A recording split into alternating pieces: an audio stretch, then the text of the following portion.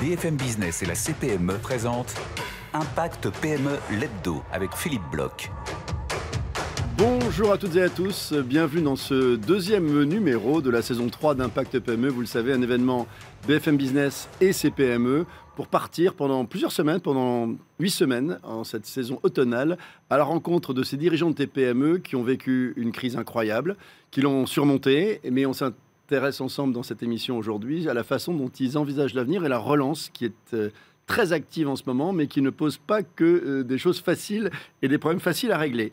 Et puis bien sûr, le 15 décembre prochain, vous le savez, on se retrouvera au Carreau du Temple à Paris pour une grande journée d'inspiration, d'échange et de conseils. On va parler numérique aujourd'hui parce que s'il y a une chose qu'à l'évidence a accéléré cette crise du Covid, c'est la digitalisation de nos vies personnelles et professionnelles à une vitesse qu'on n'attendait pas. Beaucoup parlent d'un raccourcissement de 10 à 5, voire 2 ans de ce que nous croyons possible uniquement en 2030. Et j'ai 3 invités pour en parler. Tout d'abord, Justine Bas. Justine, bonjour. Bonjour. Justine qui est entrepreneur, une boule d'énergie, je vous ai rencontré il y a quelques semaines, fondatrice et présidente de Roomba. Et vous verrez que Roomba, elle aide en fait finalement à la relance de l'événementiel grâce au numérique. Alain Assouline, vous êtes président de la commission numérique de la CPME, mais également bien sûr de Webforce 3 et de Sinov Numérique. Vous êtes bien sûr entrepreneur et vous représentez sur ce plateau aujourd'hui la CPME. Et puis Aurélien Palix. Aurélien, vous êtes sous-directeur des réseaux et usages numériques au sein de la DGE. Vous allez bien sûr nous parler de France Num, parce que l'événement, c'est que France Num fête ses 3 ans. Alors j'aimerais qu'on démarre ensemble, parce que d'abord rappelle ce qu'est France Num à nos amis qui nous entendent, qui nous écoutent aujourd'hui, mais qui ne savent pas encore ce qu'est France Num, ce qui n'est pas bien, parce que c'est quand même le bras armé de l'État pour qu'ils se numérisent, nos amis entrepreneurs. France Num, très rapidement, c'est un réseau à 2 étages, un réseau de partenaires. Donc on a l'État qui pilote un peu l'initiative, mais en lien avec tous les partenaires, que ce soit les régions, que ce soit les organisations professionnelles, tous les partenaires qui peuvent nous aider à aider les entreprises à se numériser. Et ensuite, c'est un réseau aussi d'activateurs. Donc, c'est 3500 personnes sur tout le territoire qui sont un peu le premier contact des entreprises, des TPE qui voudront se numériser. Elles peuvent se tourner vers ces activateurs. Gratuitement, qui bien feront sûr. un premier rendez-vous gratuit pour les aider et les accompagner à définir leur projet et ensuite engager cette numérisation. Alors, ça fait 3 ans. Il y a eu il y a quelques jours la présentation, vous avez fêté votre anniversaire en quelque sorte, il y a quelques semaines, il y a très peu de temps, une quinzaine de jours, avec notamment la présentation d'un observatoire, en fait, une étude qui montre un peu l'évolution. En 3 ans, il s'est passé quoi? Et quels sont les nouveaux enjeux, les nouveaux défis auxquels France Num essaie de répondre? Oui, c'est vrai qu'à l'occasion de ces 3 ans, on a publié le baromètre France Num, qui est une étude assez large qui analyse à la fois l'équipement, mais aussi le ressenti des entrepreneurs face au numérique. Et donc, on voit qu'il y a vraiment une évolution assez importante à la fois en équipement, c'est-à-dire qu'on a maintenant, on a 66% d'entreprises qui ont un site, alors que sur une étude précédente qu'on avait fait avant la crise, on était plutôt autour des 40%. Donc il y a un bond significatif. Considérable. Et très accéléré par le Covid ou pas? On le ressent dans l'étude. Oui, on pense que à partir de février. C'est ça. Il y a une double action à la fois de la crise, à la fois aussi des dispositifs qu'on a mis en place dans le cadre du plan de relance via France Num et avec tous les partenaires. Bien sûr. Et il y a aussi une chose qui est très positive pour nous aussi, c'est une amélioration du ressenti par rapport au numérique. Et donc maintenant, on a 78% des entrepreneurs qui considèrent que le numérique peut vraiment leur apporter un bénéfice dans leur activité. Et ça, c'est important. C'est aussi en nette augmentation, parce qu'avant la crise, on était plutôt autour de 65%. Donc on a une nette augmentation, et ça, c'est vraiment aussi important. Et donc ça nous permet d'accompagner, de savoir qu'il y a vraiment un besoin, il y a vraiment ils se sont vraiment rendus compte de l'intérêt du numérique, et maintenant il faut les accompagner à franchir le pas. Il faut passer à la vitesse supérieure et il faut massifier, c'est ça l'idée en fait? Alors il y a eu une massification assez importante pendant la crise, puisqu'il y a beaucoup d'entreprises qui ont dû se numériser pour garder leur activité. Logiquement, il y a déjà eu une massification.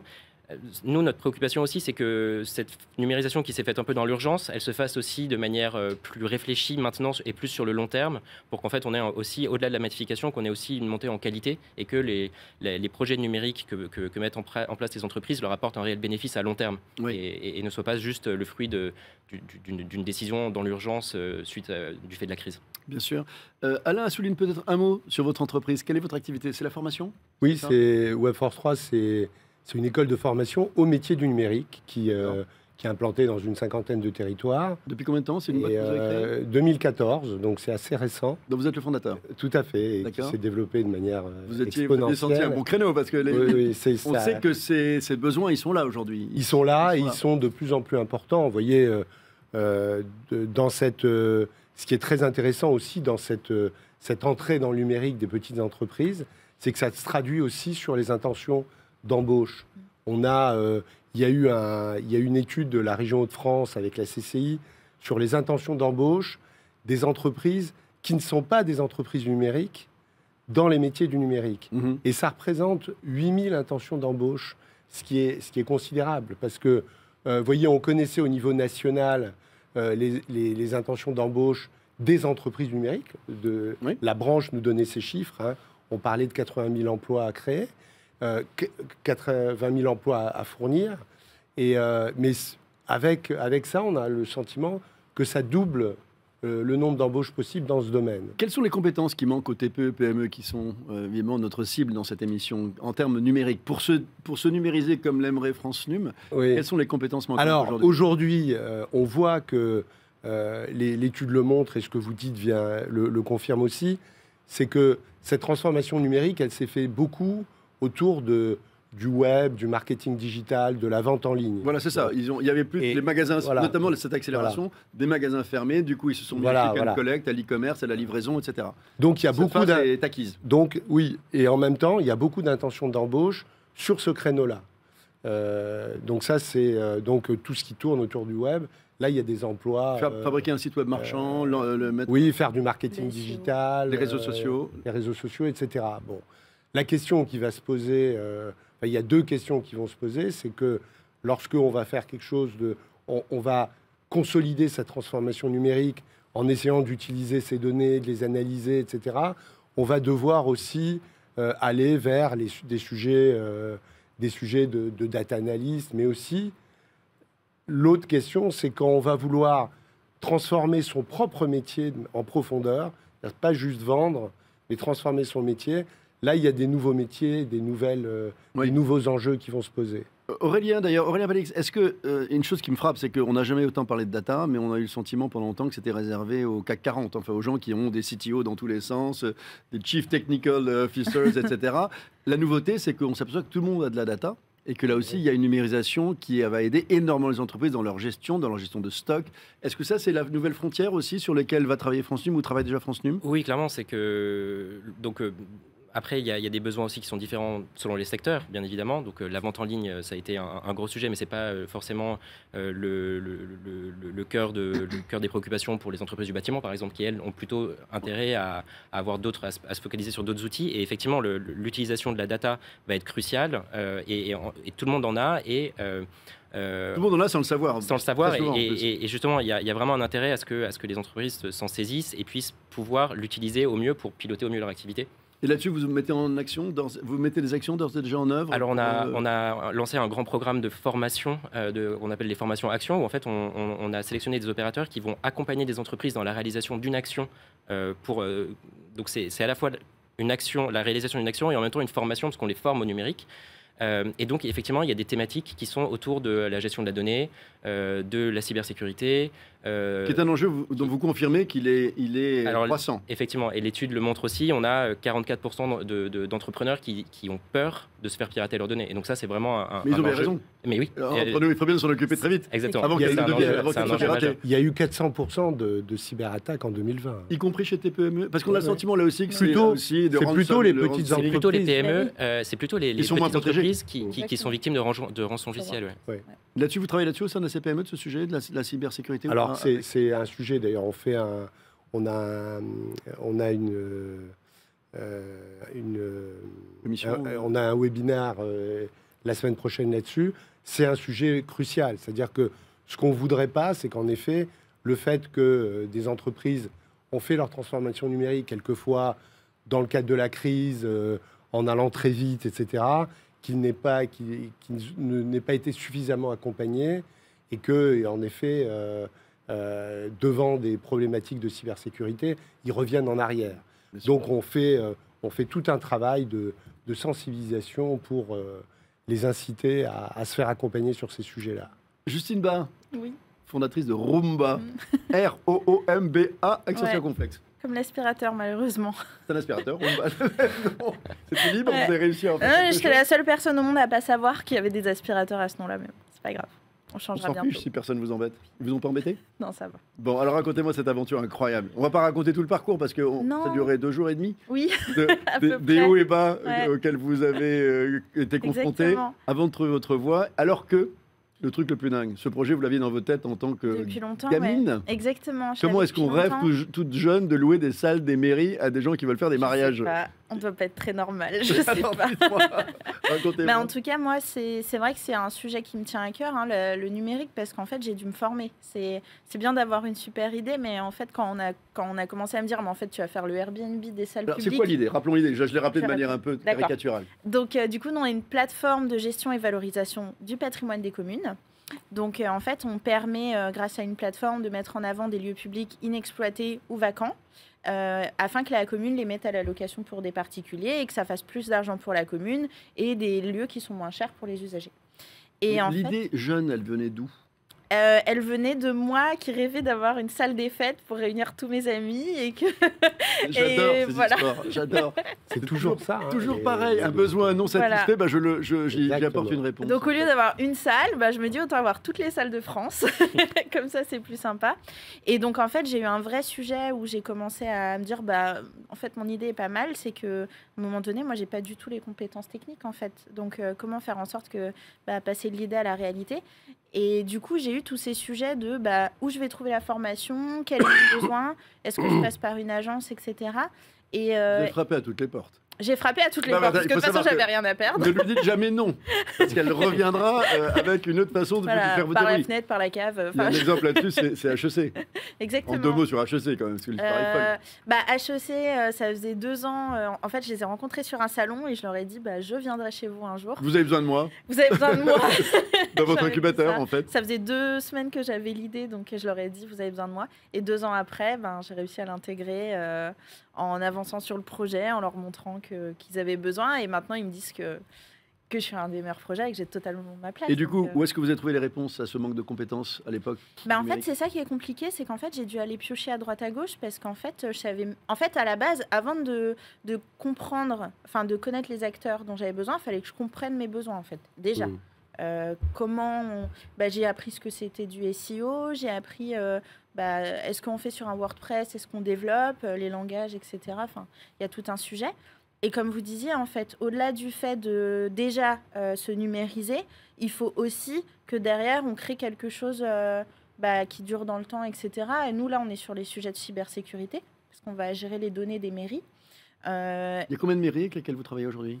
Là, du coup, on a 600 mairies déjà. Ce sont Donc, toujours des mairies ou bien il y a en ce d'autres moment. types de lieux que On a aussi, on a des mairies, mais après on a des agglomérations, on a on appelle ça des grands comptes, des OPSN, etc. Aujourd'hui, il y a une équipe. Ouais. Vous êtes combien? Là, on est repassé à 8. Venant de quoi? Ça a baissé à cause de l'événement Bah, un petit peu baissé ou? Oui, en fait, c'est juste que les besoins changent un petit peu et du coup, on a adapté notre stratégie de distribution où en fait, du coup, on a moins de commerciaux, mais on a beaucoup de commerciaux en fait indépendants qui quadrillent un peu toute la France. Donc, on a adapté. Donc, Et tout ça en très peu de temps, parce que ça a démarré quand véritablement? C'était opérationnel à partir de quand? depuis janvier et en fait. Janvier quoi? 2021, où 2021. en fait j'ai rencontré mon associé, donc on a décidé de développer en interne en fait, parce qu'à un moment donné WordPress ça ne suffit plus pour une plateforme aussi grosse. Donc j'ai rencontré mon CTO et puis là en fait j'ai compris mes besoins numériques et donc on a recruté etc. Depuis janvier. Alors, Aurélien Palic, je reviens vers vous parce que est-ce que c'est un cas classique ça? C'est-à-dire qu'un entrepreneur qui n'a pas les codes, a priori, qui se dit moi j'ai un projet qui ne marchera parce qu'il n'y a que par une plateforme numérique qu'il peut réussir parce que ça fait partie du concept. Est-ce que France Num s'adresse également à ce public-là ou est-ce que France Num c'est essentiellement d'aider à se numériser des gens qui ne le sont pas encore mais qui sont déjà opérationnels, qui ont déjà une entreprise? Alors le cœur de cible de France Num, c'est effectivement la TPE qui n'a pas forcément une activité numérique à la base et qui veut se numériser. Ensuite, après, par contre, le réseau des activateurs, logiquement, si vous aviez cherché des contacts, normalement, avec notre réseau, vous auriez, si vous le connaissiez, vous auriez peut-être pu vous tourner aussi vers des personnes qui auraient pu vous aider. Mais donc, on n'est pas exclusif, mais après, c'est vrai que notre cœur de cible, c'est quand même plutôt la TPE qui a besoin de se numériser. En fait, on a de la chance dans l'écosystème startup, c'est qu'en fait, on a quand même tout à portée de main. Et donc, à partir du moment où je me suis dit, je crée une startup, en fait, il y a des incubateurs.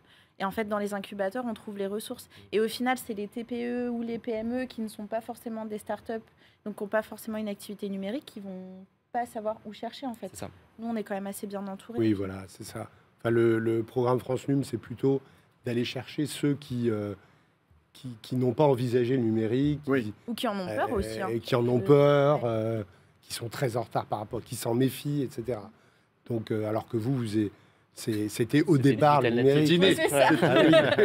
Un peu, c'est Webforce 3 aussi. On a fait une école pour former au métier numérique, mais avec une plateforme où on utilise le numérique pour augmenter l'action du formateur, mais aussi on utilise les données pour suivre l'apprentissage de chaque personne de manière très, très individualisée et pouvoir lui permettre de réussir, de ne pas décrocher. Donc c'est ça que, quelque part, la prochaine étape, c'est de se dire comment on va utiliser le numérique pour augmenter son activité propre. C'est très bien Internet, hein, c'était le premier pas qu'il fallait... ça a été France Num a ciblé ça comme premier pas. Et ensuite, l'idée, c'est d'aller plus profondément bien sûr, pour une vraie transformation numérique. Une remarque, parce que vous êtes dans l'actualité, vous venez de lever 10 millions d'euros auprès d'un fonds d'investissement. Félicitations. Merci. Les yeux de Justine brillent. Non, mais elle va elle aussi lever de l'argent bientôt. Quelque part, on est une start-up, en fin de compte. Bravo, c'est éreintant de lever des fonds quand même, on le dit pas assez, hein, donc félicitations. Solidarité entrepreneuriale. Ouais. Non, mais puis ça s'est fait surtout... à travers une rencontre, hein. On n'a pas mis en concurrence. Alors, pour faire quoi ces 10 millions? Alors, ces 10 millions, c'est pour ouvrir d'autres centres de formation. Il y a quelques territoires encore où on n'est pas, donc ça, c'est pour l'international. On ouvre en Belgique, on a déjà ouvert au Maroc, on va déployer plus, à Barcelone, mais c'est aussi pour ouvrir d'autres verticales de formation. Il y a la cybersécurité c'est trois. On a les talents qu'il faut en France là-dessus maintenant, ou est-ce qu'on en manque beaucoup? En termes de nombre, par rapport à nos besoins. Il manque 350 000 personnes en Europe sur le sujet de la cybersécurité. Et les besoins sont colossaux. Donc cette question-là est cruciale. Et c'est pas que les entreprises, hein, l'armée en a besoin, la gendarmerie, etc. Et puis on travaille beaucoup à la question de. Je pense que ce qui s'est passé dans le numérique va aussi se passer dans les métiers de la transition écologique. C'est-à-dire qu'on aura des chefs de projet des Bac plus 5, mais il n'y a pas de formation à Bac plus 2. Et nous sommes une école de formation qui est plutôt inclusive, qui va chercher les jeunes des quartiers, les personnes sorties du système, et on les amène vers ces métiers-là parce que c'est des métiers en tension. Ils ont plus de chances d'être recrutés. Et on va essayer de voir comment... le numérique peut former des gens qui vont utiliser le numérique au service de la transition écologique. Parce que je pense qu'on ne fera pas d'économie d'énergie si on n'est pas capable de mesurer, de regarder les datas, etc. Bien sûr. Alors, il y a une remarque aussi qui commence à remonter, Aurélien, sur les gens qui se sont lancés, notamment pendant la crise sanitaire, et qui, une fois qu'ils ont retrouvé une vie un peu plus normale que celle du confinement successif, ont eu tendance un peu à abandonner, à relâcher un peu les efforts en disant on s'y est mis, ça y est, on commence un peu à vendre en ligne. Maintenant, je suis rattrapé par le quotidien, j'ai pas le temps de m'y mettre. Les réseaux, moi, j'entends beaucoup chez les TPE, PME, surtout les TPE. C'est important, j'en ai conscience, mais là, je te cache pas, j'ai pas eu le temps de m'en occuper. Les réseaux sociaux, ça prend du temps, c'est important, mais ça prend du temps. Là, j'ai bien commencé à mettre du contenu dans mon site internet parce que j'ai conscience que c'est ça qu'il faut pour être mieux référencé, etc. Mais j'ai pas le temps. Alors, est-ce que c'est pas aussi un prochain défi de France Num, notamment, d'être dans la suite? C'est-à-dire, comment est-ce que je vais appeler ça tout à l'heure un peu asseoir la base, quoi. En fait, comment est-ce qu'on la consolide, cette base qui s'est accéléré très fortement, plus fortement qu'on ne le pensait. Ça, c'est certain que le premier pas et la première marche est dur à franchir, mais ensuite, il y a quand même tout un travail encore de mise à jour des contenus, etc. C'est pas one shot, c'est tout le temps. On rentre dans une culture, on change de mode d'emploi.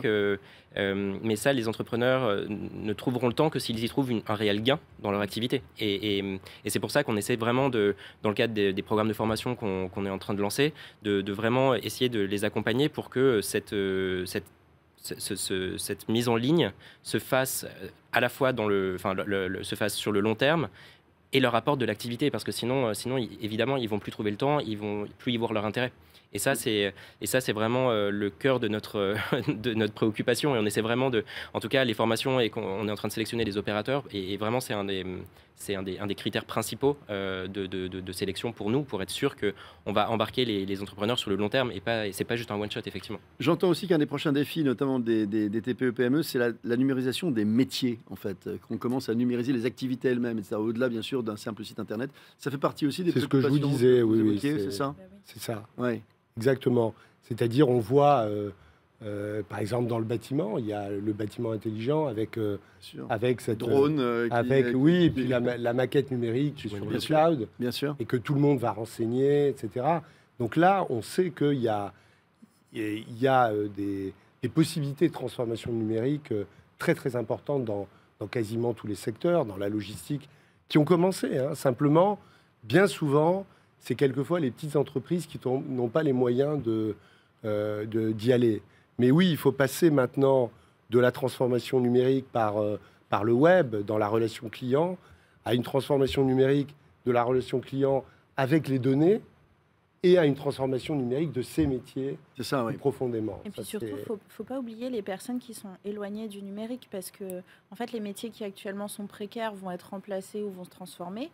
Et en fait, il faut former les personnes qui actuellement sont un peu éloignées du numérique pour pas que justement ils se retrouvent encore dans des situations, en fait, leurs métiers ont changé ou le métier a disparu, et du coup, qu'est-ce qu'ils vont faire? Et ça, c'est un vrai sujet, en fait.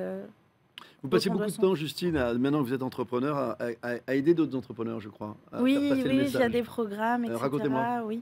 Là, notamment sur le programme French Tech Tremplin, que vous connaissez, qui en fait forme des entrepreneurs et donne le coup de pouce justement dans les territoires, etc., avec une bourse et un accompagnement, donc plus avec des incubateurs, etc. Et en fait, c'est le vrai sujet, et vous en parliez justement en fait, les entrepreneurs ne sont pas que à Paris, ils ne sont pas que à Lyon ou à Marseille, les entrepreneurs sont dans les territoires, il ne faut pas oublier l'outre-mer. Par exemple, si on prend l'exemple de l'outre-mer, en fait, il faut trouver des structures en capacité d'accompagner, parce qu'en fait, on parle du numérique, mais en fait, il faut que ça soit le numérique pour tout le monde, partout. Donc ça, c'est un vrai sujet. Et au-delà de parler des territoires, en fait, il faut aussi parler justement de personnes qui n'ont pas cette culture. Parce que moi, par exemple, je suis à l'incubateur HEC, j'ai eu la chance de faire des études, etc. Je comprends que le numérique est important. Maintenant, il faut aussi qu'il y ait des personnes qui ne comprennent pas ce que c'est que le numérique, qui ne comprennent pas les enjeux du numérique. Il faut aussi ces gens-là les accompagner. Au-delà des TPE, des PME, il faut aussi avoir toute la partie pédagogique où en fait on apprend même aux jeunes qu'il y a des métiers dans le numérique, qu'on peut former, qu'il y a des, comme vous disiez, en cybersécurité, etc. Et moi, je pense que vraiment, c'est à la base. Et donc, j'accompagne sur des programmes, sur tout ce qui est femmes dans la tech, etc. Parce qu'il faut... Qui sont de plus en plus nombreuses, mais qui ne sont pas encore majoritaires. Voilà, parce que les métiers de la tech sont aussi très masculins. Et en fait, comme je parlais des métiers qui sont assez précaires, etc., il ne faut pas qu'on laisse les femmes de côté. Parce que du coup, les métiers du numérique, c'est des hommes qui vont s'emparer de ces métiers-là. Il faut aussi que les femmes puissent y trouver leur place. Aurélien Palix, je rappelais tout à l'heure que France Num a 3 ans et que vous avez fait une étude qui essaie de dresser un peu un bilan de ces 3 années. Est-ce que ça fait ressortir des métiers ou des secteurs qui sont plus réticents que d'autres au numérique aujourd'hui? Est-ce qu'il en reste qui sont plus difficiles à raccrocher? En tout cas, effectivement, si on prend par exemple la visibilité en ligne, donc avoir un site marchand, vendre en ligne, avoir un site vitrine, certains secteurs en fait sont plus réticents que d'autres. Je le disais, le bâtiment, la logistique, mais c'est aussi parce que ça répond moins à leurs besoins de métier. Et donc ces secteurs-là, ils sont plus équipés dans des outils de gestion de stock, dans des outils de facturation, des logiciels de facturation. Et donc, mais globalement, on a quand même vu le bond en termes de numérisation, en termes d'équipement. Il est sur tous les secteurs. En termes d'équipement. Voilà. À la fois en termes d'équipement et à la fois en termes finalement de ressenti et de... Il n'y a pas un secteur particulièrement à la traîne aujourd'hui. Il n'y en a plus. Moi, j'en ai un en tête, mais c'est pas le privé. Vous gênés tous les deux face à ma question. Non.